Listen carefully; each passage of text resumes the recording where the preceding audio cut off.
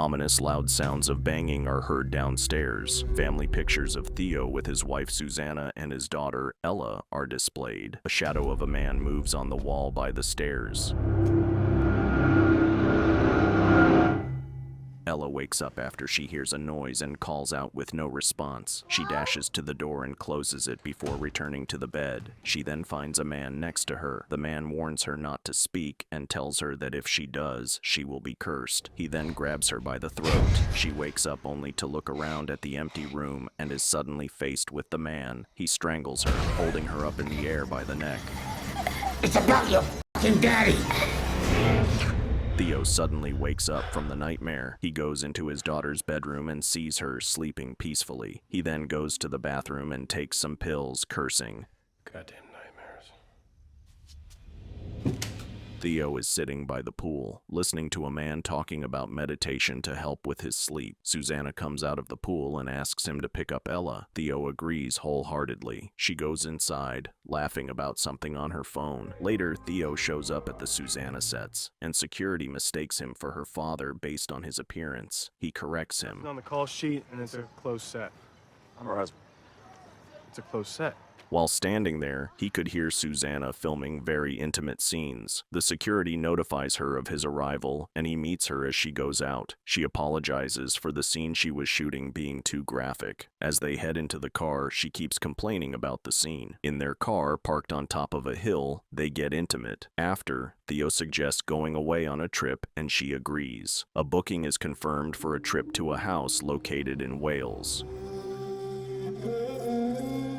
They drive to the location, with Ella asking them about death and him trying to explain it as much as he can. His answers seem too dark for a little girl, and Susanna tells him. Suddenly, Ella screams, noticing the car coming at them. Susanna swerves and misses crashing. Sorry. She pulls over, and she reminds him that their daughter is small, and to tailor his responses with that in mind. They get back in the car and drive to a modern mansion with a mountainous view. Ella runs around the grassy hill, expressing her delight at the location. They go inside and are also pleased with the interior. Susanna notes that there is no reception. One bar. Nope, not anymore. Later, as Ella played in her room, she noticed something strange in the shadows. Ella? When Theo came to tuck her in, she mentioned it, but he dismissed it as imagination. After he left, she hid under the covers, too scared to move. The dark shape returned, looming silently. Theo went around turning off the lights as Susanna waited in bed, ready to watch a show together. One of the doors creaked open on its own. As he looked around, his eyes landed on a disturbing photo hanging on the wall. He paused briefly but didn't dwell on it. Strangely, after he stepped out, the lights flicked back on without explanation. By the time he returned to the bedroom, Susanna had already fallen asleep. Theo was puzzled. It felt like he'd only stepped away for a moment, yet hours had passed. The next morning, Theo woke up to find a note. Susanna had taken Ella for a walk. He then starts writing in his journal. Do I feel? Can you come down, please? While out, Ella climbed a tree despite her mother's warnings. Susanna kept urging her to come down, but Ella seemed distracted and asked why so many people disliked her father. Before Susanna could respond properly, Ella lost her balance. Thankfully, Susanna reacted quickly and caught her just in time. Ella! Ella!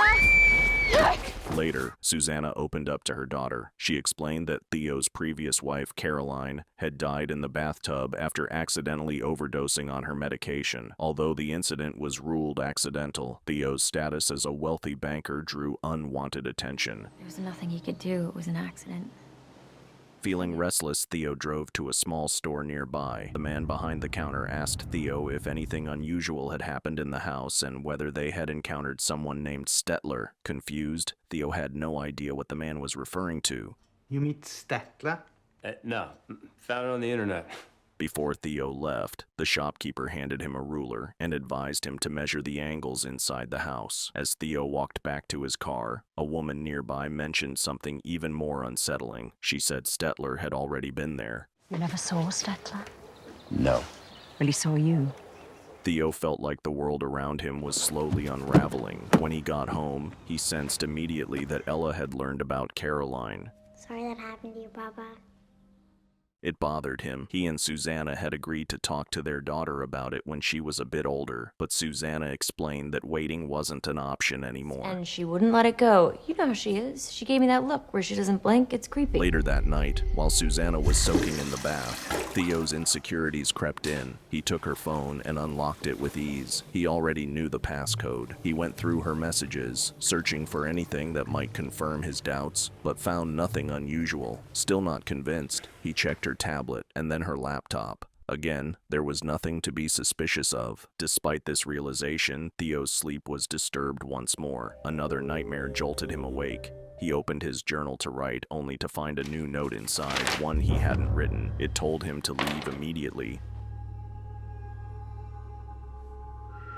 Then came the sounds, odd, unsettling noises from somewhere nearby. When he turned toward the mirror, something strange happened. His reflection didn't copy his movements. The noises returned, and that's when he noticed a door that didn't exist before. Now, standing at the end of the hallway, curiosity took over, and Theo slowly made his way down the stairs, entering a dimly lit corridor. Out of nowhere, Theo saw a shadowy female figure flicker behind him and then vanish. Confused and tense, he called out. Hello? Just then, a camera flash went off in the dark. When he looked down, dozens of photos were scattered across the floor. They were all of him and his family, and the sight made his stomach turn. Yeah, this is definitely not happening. Among the mess, he spotted his daughter's toy, and then Ella herself. But something was wrong. Panic surged through him as he picked her up, realizing she looked just like Caroline had in her final moments. Gripped by terror, Theo began slapping himself, desperate to wake up. Seconds later, he finally did, back in bed, drenched in sweat.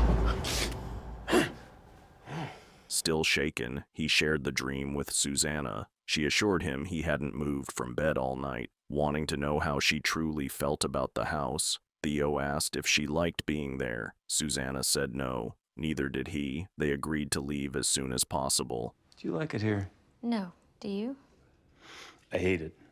While Susanna and Ella were outside playing, Theo watched from the window and started to message her. But then he noticed her phone was still on the table, even though she was using another one in her hand. He picked up his diary again and saw the same mysterious note urging him to leave. He then called Susanna inside. Theo confronted Susanna about the extra phone. She didn't deny it. She confessed that she'd been seeing someone named Max, a man she met during a film project in Mexico. Theo suspected Max was more involved than she admitted, maybe even the one writing in his journal, but she dismissed that as paranoia. He's not here. He's in New York. He has meetings. Oddly calm, Theo asked her to leave for the night. Just her, not Ella. Susanna resisted at first, but Theo stood firm. He needed time alone to figure out what came next. You gotta go. What? Where? I don't know. Back at the house, Ella admitted to her father that she didn't feel safe there. She'd been having nightmares too. Theo held her gently and promised they would leave the following day. Theo noticed something strange. Water spilled on the floor wasn't flowing the way it should. Curious and unsettled, he tried to recreate the situation. Ella watched too, and the way the water behaved made both of them uncomfortable. That's when Theo remembered the ruler he had been given. He decided to test the corners of the room. To the eye, everything seemed normal, but when he measured a corner that should have been a perfect right angle, it wasn't. Huh. Determined to make sense of it, he measured the room's width from the inside, then stepped outside and measured it again. Strangely, the measurement was different. Wait, how does that work? As Theo puzzled over this impossible geometry, Ella mentioned feeling cold and went inside to grab her jacket. But moments passed, and she didn't return. Growing uneasy, Theo headed back in to check on her. Near the entrance, he found her jacket abandoned. At first, he thought she was just hiding, trying to play a game. but as he called out and searched with no reply, a deeper worry crept in. Meanwhile, Ella was somewhere else entirely, trapped in that same eerie hallway Theo had dreamed about. She called out for her father. As Theo explored the house, he stepped through a door only to find himself in the kitchen, even though the kitchen was supposed to be far from there. To keep track of where he'd been, he propped a chair in the doorway and continued forward. Soon, a narrow corridor stretched out in front of him, like something from another place altogether. Ella, still lost, entered one of the nearby rooms. Theo reached a door, the same one he'd seen in his nightmare. At the same time, Ella ended up in what looked like a completely different home. In one of the rooms, she spotted a woman sitting silently in a bathtub. Then the woman stood up. Ella turned and came face to face with the figure from her nightmares, and then fled in panic. Eventually, Theo heard Ella close by and, in desperation, broke through a door. As soon as he did, the distorted hallway vanished, and Ella stood on the other side. They were finally back together. I know. I got you now. I was looking for you everywhere. I know, my love. Theo tried calling Susanna, but her phone wouldn't connect. With no other option, he contacted the odd shopkeeper from before. He asked for help calling a taxi, but the man responded calmly that there were no taxis out here. Then he said that the geometry of the house didn't follow normal rules. The angles, he explained, never truly connect. And worse, this house wasn't always here. A different house stood there once, and before that, a tower. Each place is tied to eerie stories and strange disappearances. While still on the call, Theo suddenly heard a different voice, calm, male, and unfamiliar. I'm here. I'm always here. Theo decided to leave with Ella immediately, leaving all their things behind. He and Ella made the decision to walk to the nearest village. They turned to glance back, only to see a silhouette in the house window before it disappeared. Then, through the darkness, lights appeared up ahead, but as they reached the clearing, Theo froze. They had somehow returned to the same house. We're back. But Theo gently told Ella they had no choice. If they stayed outside, they'd freeze. He promised to keep her safe and said her mother would come for them soon. Theo tries to reassure her. Just one more night. Look into it. Before bed, Theo opened up about his past, how everything had come too easily to him. Wealth, success, and status. He didn't think he deserved admiration, but then Ella was born, and for the first time, he felt like he understood what it meant to live for something real. They eventually fell asleep together, but the peace didn't last. A camera flash snapped them awake. Then came the sound of water running. Someone was filling the bathtub. Theo got up to investigate, but when he reached it, the tub was empty. Before he could turn around, the door slammed shut behind him, separating him from Ella again. Ella! Alone, he found himself back in the place from his dreams. In the center of the room, the bathtub was overflowing. Then he suddenly got attacked.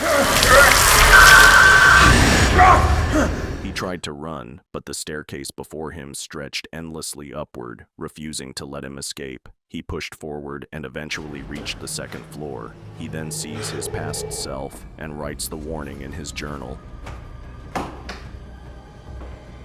Time seems meaningless. Without warning, he was pulled back into that same dark room, the one from before, and there stood Stettler, the figure that haunted his dreams. Stettler claimed to have worn many faces and gone by many names. Theo begged him to let Ella go, insisting she hadn't done anything wrong, but Stettler replied coldly, "Children bear the weight of their parents' sins." Enraged, Theo tried to attack, but his efforts had no effect. That's the problem with mirrors. Then Stettler changed, his form shifting into Theo's own reflection, and with that, he delivered a bitter truth. Theo was the one keeping Ella trapped, not anyone else. Soon after, Ella appeared. Theo held her tightly, apologizing for all the things he hadn't told her. Outside, Susanna stood waiting. Theo put Ella in the car, but he is not going with them. You're not coming with us? It'll never let me. Susanna begged him to come with them, to leave this place and try again as a family.